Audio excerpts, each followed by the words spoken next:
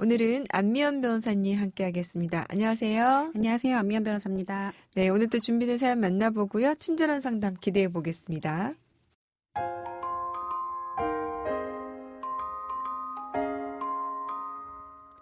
결혼 초 맞벌이였던 저희 부부는 각각 생활비 50만 원씩 100만 원을 생활비 통장에 넣고 그 돈으로만 생활했습니다.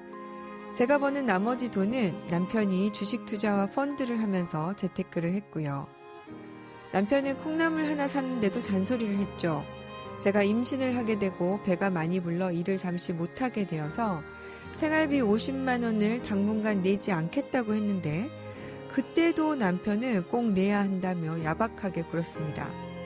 이렇게 돈이라면 벌벌 떠는 남편이 기가 막히게도 저 모르게 불법 안마소를 다니고 있었습니다. 새벽까지 연락이 안 되는 날들이 있었고 주변 지인들을 통해 딱 걸렸죠. 남편은 다시는 가지 않겠다고 싹싹 빌더군요. 용서한 의미로 저희는 서로 동의하에 위치 추적 어플을 깔았습니다. 여전히 남편은 아이 내복 하나 사는 것까지도 사치라면서 돈을 못 쓰게 했고 남편의 안마 시술소 출입은 계속됐습니다. 저는 지금까지도 위치 추적기 어플만 보고 있습니다. 어플로 남편이 어디 있는지 확인해야 안심이 되었죠. 남편은 왜 의심을 하냐며 제게 의부증이라고 화를 내고요. 저희의 결혼 5년은 의심과 의심으로만 이어졌습니다. 결국 지친 건 저였습니다. 남편에게 이혼을 하자고 했는데 남편은 자긴 돈 한 푼 없고 저의 의부증 때문에 이혼을 하는 거니 재산 분할은 없다는 겁니다. 그동안 제 월급 통장까지 남편이 관리했는데 한 푼도 못 주겠다니 이게 말이 되나요?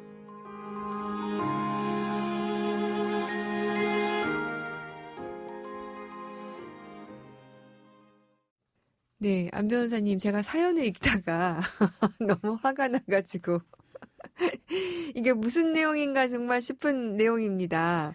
아니, 남편이 불법 안마 시술소 출입을 지금 계속하고 있고 뭐 다니지 않겠다고 위치 추적 어플까지 깔고도 지금 계속하고 있어요. 아, 정말 이거 당연히 부정행위라고 볼 수 있겠죠? 불법 안마 시술소라는 개념부터 보면은 네. 이게 합법적인 안마 시술소를 가장하고 있지만 성매매 등의 불법 행위를 자행하고 있는 것을 통상 이제 불법 안마 시술소라고 하거든요. 네. 불법 안마 시술소의 의미가 이렇게 명확한데 어떻게 부정행위가 아니라고 말할 수 있을지 참 의문이 듭니다. 그러니까요. 법원에서는 사실 그 민법 제840조 1호에 그 배우자의 부정한 행위가 반드시 정교관계를 전제로 한 간통뿐만이 아니라 정조 의무에 충실하지 않은 일체의 부정한 행위라고 보고 있거든요. 네. 불법 안마 시술소라는 곳에 출입을 여러 차례나 해서 부부간의 신뢰를 훼손하고 이미 그곳에 가서 정조 의무를 위반한 것으로 보이는데 네네. 참 답답하고 저도 화가 나네요. 그러니까요. 그리고 또 위치 추적 어플을 지금 계속해서 부인은 또 확인하고 있는데 네. 일단 이거는 지금 동의해서 깔았다고 되어 있고요. 네. 이와 관련해서 또 아내의 행동을 이제 의부증으로 몰아가는 것 같아요. 뭐 전형적인 그렇게 패턴. 판단했을까요? 그러니까요. 예, 전형적인 패턴이신데 의부증은요 사실은 아내가 남편이 부정행위를 저지르고 있다는 망상에 빠져서 남편을 이유 없이 의심하고 감시하는 행동을 할 때 의부증이라고 하는 겁니다. 네. 근데 지금 사연 속의 아내는 이유 없이 의심했던 게 아니라 남편이 이미 불법 안마 시술소를 수시로 다니고 연락 두절도 되고 하는 상태를 만들어서 부부간 신뢰를 깨뜨리고 의심의 빌미를 제공했기 때문에 네네. 보게 됐던 거라서 사연 속 아내를 의부증으로 몰아서 이혼 사유로 주장하기는 어렵다고 봅니다. 많은 분들이 궁금해하시는데요. 의부증이 이혼 사유가 됩니까? 의부증이라 하더라도 무조건 또 이혼 사유로 구성하는 거는 아니에요. 의부증은 망상장애라는 정신질환 중에 하나이기 때문에 네. 법원에서는 일단 이를 치료하기 위한 질병이라고 봅니다. 그래서 이것을 치료하기 위해서 쌍방이 얼마나 노력했는가를 이혼 판결의 주요 요소로 보고 있는데요. 대법원 판례는 부부 중 한 사람이 정신병적 증세를 보여서 혼인관계를 유지하는데 어려움이 있다 하더라도 만약에 그 증상이 가볍거나 회복이 가능한 경우 상대방은 사랑과 희생으로 치료를 위해 전력을 다해야 할 의무가 있는 만큼 치료를 하려는 노력을 제대로 해보지 않고 그저 혼인관계 계속하기 어렵다고만 주장하면서 이혼 청구를 하는 것은 허용될 수 없다라고 명확하게 판시하고 있습니다. 네.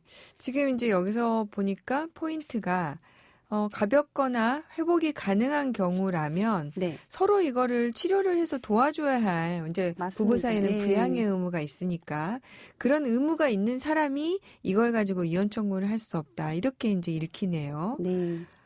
그러면 불법 안마시 수술을 추입한 남편과 위치 추적기로 남편의 동선을 감시한 아내 누가 더 잘못이 크겠습니까?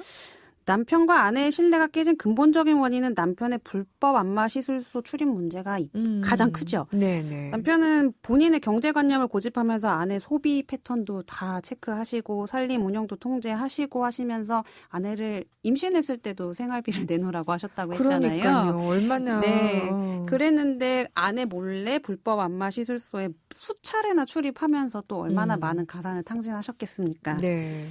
심지어 자신의 잘못이 발각되고 또 아내를 의부증 환자로 몰아서 유책 배우자다라고 이제 지적하면서 아내만을 탓하는 행동을 보인 이 남편이 바로 유책 배우자로 보이거든요. 네.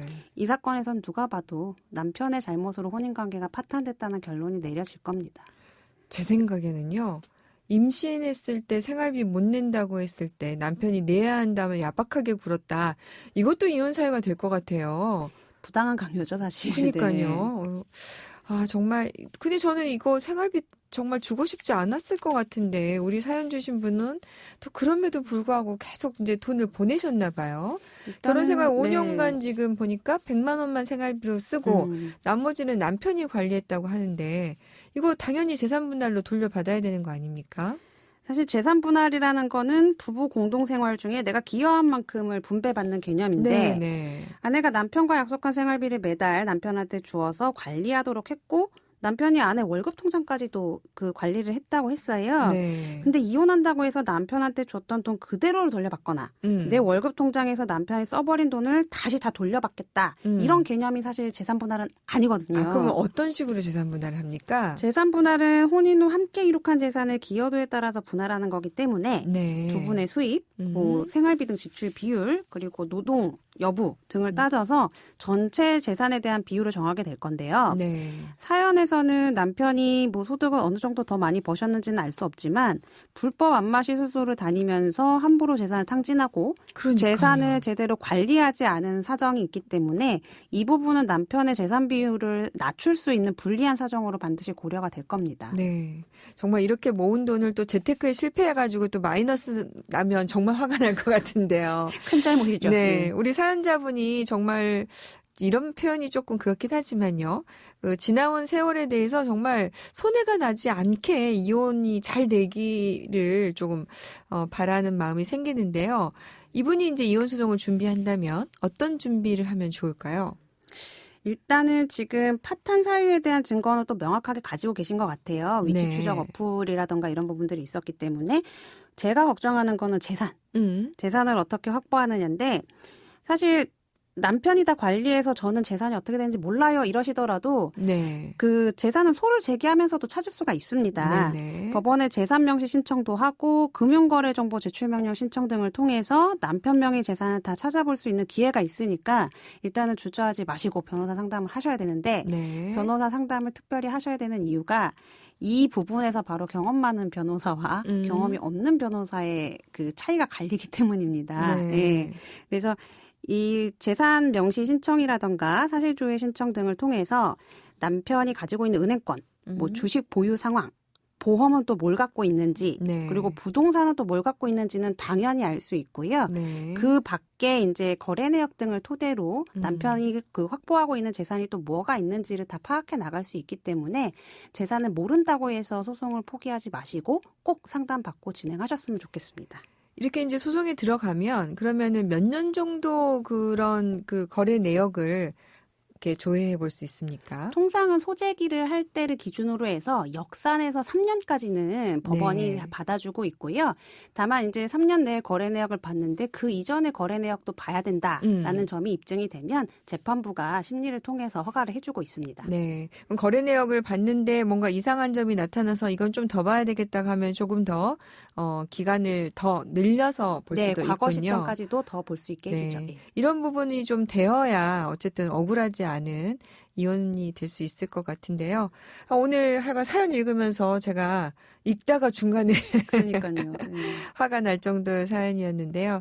사실 이혼이라는 것을 장려할 수는 없지만 그래도 더 이 사람과 미래를 같이 할 수 없다면 현명하게 판단을 해보는 것도 필요할 것 같습니다. 오늘 안면 변호사님 도움 말씀 감사합니다. 감사합니다. 양소영 변호사의 상담소 양담소는 내일 또 문을 엽니다. 끝곡 박혜경의 레인 들려드릴게요. 양소영이었습니다.